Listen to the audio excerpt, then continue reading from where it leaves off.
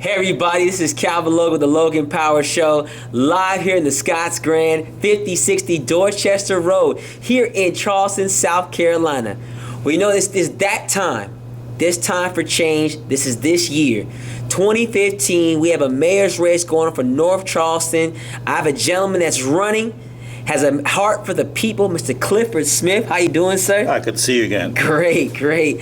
I'm glad so much to get him on the show. I've been basically trying to get the emails, and I finally got through, so I can definitely get to it. It's a very busy man, so I want you people to get a better understanding on why you should take a look on him as being the next mayor of North Charleston, South Carolina. So, sir, I know that the biggest question that people are going to ask, if elected mayor, what will you bring to the city of North Charleston? Well, I think the first thing I would do is grab the low-hanging fruit. Okay. Which would be to get the neighborhoods revitalized, get the resources that's designed for the communities in the South, get that effective, and talk to Public Works and see what on their schedules to get all that revitalization started. Also, I would also like to start with looking at the issues of the veterans, police reform. That will be part of the first issues I attack when I get in office. Okay, definitely. You know, you want to attack certain things, and it seems like you have a good structure of what you want to do. Now, I know that, people say, it's always time for change. Do you feel it's now time for North Charleston to change and go another route? Absolutely. We always have to, 21 years in office, it's time for a change. Even if I agree with everything the present mayor was doing and have done, I would still think it's time for a change. It's always time for a change. 21 years is a long time. So I definitely understand. It is, for instance, when you've had something going on for so long, you may see a new vision, a new direction, and I believe that you may be going in that direction for the people. What is some things that when you're going this new direction that you find, I know you're running for mayor, and I know that it's a very hard task to do. What are some of the hurdles that you're facing right now in trying to convince or show the people yourself right now running for mayor? Well, I guess the first and largest hurdle is the incumbent mayor. Gotcha. He's, like I said, 21 years in office. It's a monumental task for me to overcome what he's done in the past. And I think the most important thing is to reach out to the people and let them know that I really care about their issues. I really have a genuine concern about increasing the quality of life. Yes. I want to make sure they understand that it's coming from my heart. Gotcha. And not from a written pad somewhere. And I think that reach out to the clergy, the schools, like I said, the veterans groups, the neighborhood associations, all these entities are important, that they understand that I'm trying to make their life better. And it's all about them, not about me. Hey, humility is very huge and very critical in being a leader. You got to be humble. You got to learn how to follow first before you lead. And it sounds like you've gotten that strong foundation. It's something people take a look upon. Now, the information on how to get in contact with the new incumbent mayor, when that does happen, Mr. Clifford Smith, is on the information is on the screen. Another thing that we understand in North Charleston, voting is as an all-time low, and that's one of the biggest things that we face. Is that as much people we have a very low percentage of people that do come out to vote.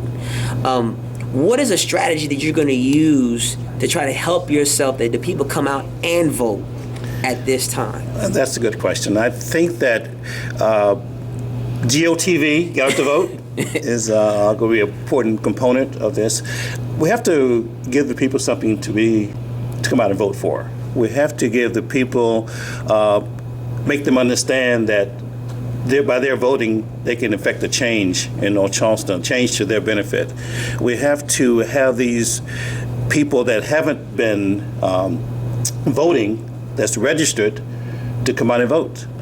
they have to see there's something positive for them, something they can believe in, something they can affect a change on. So I think that's important. And the people that are not registered, they have to go out and register. That's one important part of this campaign, is to get people out registered, get them to vote, and we'll do anything we can to make that happen. Hey, that's what it's about. You have to vote. Voting is so key, and I think that is where, if you want something to change, voting is so powerful, and we have to understand the importance of it. So if you haven't registered today and you're a North Charleston native, you're living in North Charleston right now, this is the time to vote. 2015 is so critical right now, because understand this is time for change. I believe wholeheartedly is that, look at all the candidates. I brought one on that was willing to come on to my show, because I'm not scared to ask them, hey, this is an opportunity to come on the show, let people know who you are. Why should they give you this opportunity to be their mayor, their leader? And we really appreciate it. Now, I know that you have a good agenda you want to bring upon people. So I know your first term, if you definitely get elected, what are like, say, 2 or 3 things you definitely want to hit upon coming straight in? Well, I think the initial program I want to look into and affect a change on is police reform. Okay. We got to have accountability. We got to have transparency. And we got to have some kind of citizens review board, no matter what effective level they are, to start looking at certain situations, certain of the conduct. Most of the policemen are great men. I got several friends on the police department. Sure. But there is a small element that concerns me, and hopefully during my first year, these elements will be removed from the police department. Sure. Yeah. I mean, that's a tough task. Right. Me, military, been in 13 years, got some great people that are on the police department. Shout out to everybody from all police departments across the world. You are needed. You are definitely make a difference. And like I said, in life you have great people, good people, okay, and you got those bad. A bad apple, they say the terminology, gets spoiled a bunch. So I feel that whoever's bad, we'll find those out and tell them, hey, it's maybe time for you to move on. For the ones who are great and good or okay, let's be better. And I believe that your heart, the way you sound, you really wanted to show that change with police reform, because we want the community to feel safe and we want the community to have a connection Right.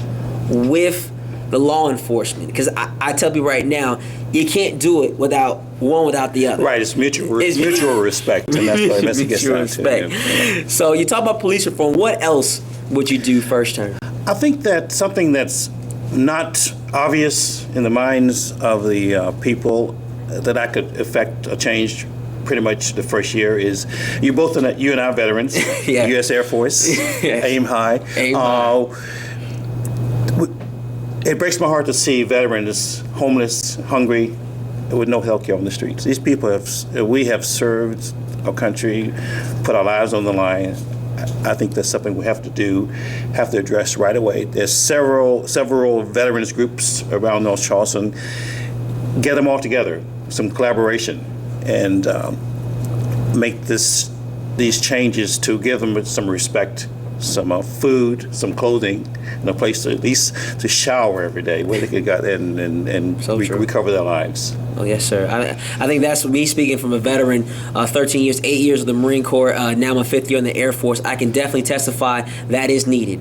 I think a lot of times we do forget people who have been on the front lines, have put the sacrifice in day in and day out, and, may have lost hope. And we want to give those people an opportunity. So my hat's off to you. It sounds like you're trying to bring people together. It's just like saying, like, for instance, you think about North Charleston, there's so many churches, and you mentioned about the clergy, bringing all the clergy together, and because you're going to need the church. Yeah, absolutely. That's something that, I think we can't leave the church out of the community. And being a mayor that's saying you want to bring that clergy together is so critical and so vital, because we want people to understand that, any walks of faith, any walks of life, you're going to need that to be very successful. So you mentioned police reform. You want to change that. You mentioned about the veterans. What's another thing that you think about for yourself first term, which else you would like to do? I think education. You got to address education. I don't quite understand all the moving parts Sure. of the Charleston County School District yet. I'm learning. I'm a fast learner. Sure. There are things that's happening that just don't seem right to me on the surface. Gotcha. They could have justification for this, but like I said, when you look at the firsthand, it doesn't seem like some things are going the right way. And I think that with the influence that the mayor of North Charleston have on the Charleston County School District, I will move my ideas to make this system more performance-based on the kids, Sure. rather than test results. I think that the literacy issue is very important. If you can't read by the time you're in the fourth grade, you're destined for some bad times in your life. Sure. We gotta get our kids more literate. Sometimes they make the hard choices in getting them. Well, I'm sorry, you can't go to the fifth grade until you learn how to read at the fourth grade level, and that's something that's going to be resisted by the Charleston County School District. But I think there's some things I can do for the people that I have on my staff that represents the city of Charleston on the school board. We can affect some change and start listening to the people. The people always, when I go into a neighborhood, they tell me what they want. Yes, sir. And it makes so much sense most of the time. Gotcha. And that's what we need to do. Listen to these citizens, these people that have their kids in school, and let them and do it. I do what the people say. I work for them. Yes. You know, their voice is going to drive my agenda. Gotcha. So I have to tell the people on the school board, hey, people don't like this. Let's look at some other options. Let's make things better. Let's get these kids educated. Let them learn how to read and not be a pipeline to the prison system. Definitely true. I think that is a very commendable. You know, I have children, and they don't go to North Charleston School District. I'm gonna be quite honest. For me, education is number one for me and my wife, and we travel a good bit for our kids to go to school. That's just me personally. You know, nothing against anyone else. I've been blessed with the sacrifice that I'm able to drive my kids there, so I'm taking advantage of it. For those who are unfortunate you can't do it, I understand. So I don't try to say, well, you know, you can't do better. Well, you may not have the funds or the know-all to know where to put them at school or know where they need to go. So I think that is something that you in office, when you become in office, is that you're hearing the people. And I definitely, when you become office, I'll be one of the first persons at your doorstep knocking and saying, hey, my name is Calvin Logan, and I want our community to have a quality education. And if the school system can't do it, let's find a program that can come in and sort of help with that to boost it. Because a lot of times, you know, for me being a teacher assistant for so many years, my mother's teacher for 30 plus years, I tell a lot of people, when you have one teacher for 25, 30 plus kids, that is a lot of work, and it's going to take more than just that one person. It may take it may be an assistant aide maybe there, may require the parents got to get even more involved than they are doing involved, or may take another program coming in and saying, hey, I got you. When they're done with school, we got you here for this program. Because as a parent, you think about what you pay. If you go to a private school, you got to pay for uniforms, got to pay for, if you paying for after school. Even in public school, you got to pay for after school, which is, is expensive. I mean, you think about it may cost $65, $50, $15. Money is money, and every dollar counts. Absolutely. And I think that's where we as a nation have to back our kids, because if we don't, we will be lost. It's our most important resource. Oh, definitely. Now, you are a successful businessman, and that is something that, is a leg up above others. From a business standpoint, North Charleston was blessed enough to get Boeing, was blessed enough now we're going to be getting Volvo coming into Berkeley County. If there was a company that you decided you would want to get to come to North Charleston? You have any idea of who you would like it to be? Anybody in particular, or an idea of what you would like to bring to North Charleston? Well, I've thought about this. I think there's several, not to name any names specifically, but what I want to do is I want to get a company in here that's want to be integral with the communities. I'm talking about putting plants down in Shakura, Cherokee, down in Akabee. I want these people to be planted inside of these neighborhoods to have jobs for the people. And it's a tremendously high unemployment rate in these neighborhoods. And I realize that Boeing is great. They were one of my clients back in the 80s and 90s. But it doesn't seem to be addressing the issues on the South Side. Gotcha. And I think that, so when I think of a company, I'm going to talk to the company and say, hey, listen, I want you to come here, but I want you to be I want you to relocate down here in Union Heights and Dorchester Terrace. I want you to be close to where the people are and show them the progress and give these young men and young women some hope, and that they could come out of the situation they're in. And I think that's kind of how I feel about Daimler is the other company, and it's great. I mean, you can't deny that. Sure. But I want to be instrumental in getting these corporations down here rather than waiting for the governor to push it through. I want to start pushing from the mayor's chair to make this happen. Hey, that's what it is. It's proactive. You want to be a proactive leader, and that's where, for me, I'm supporting. And I love the fact that you're very proactive. You have a great initiative, and we are here to make it happen for you. Thank you. Here at the Logan Power Show. And for those out there, the information's on the screen. Give this person a chance to talk to you. I'm not, for instance, forcing him down your throat, but give him an opportunity to let him talk to you about what they are willing to do and what they're willing to make a difference on. But hey, 2015, this mayor's race is going to change lives. And I guarantee this, the best thing you can do right now is vote. It's time for a change. It's time for a change. It's time to make a difference. Don't sit down on your couch. Don't lay on your bed. Don't say that it's the same old, the good old boy system. No, it's time for change. That's all I'm asking you for. Give every incumbent a chance to tell them about what's best for them. Well, hey, that's all the time I got.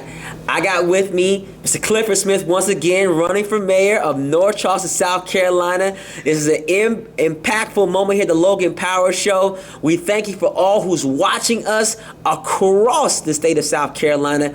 Support us today. We thank you, we love you, and we'll see you next week. Thank you. A mayor for every neighborhood.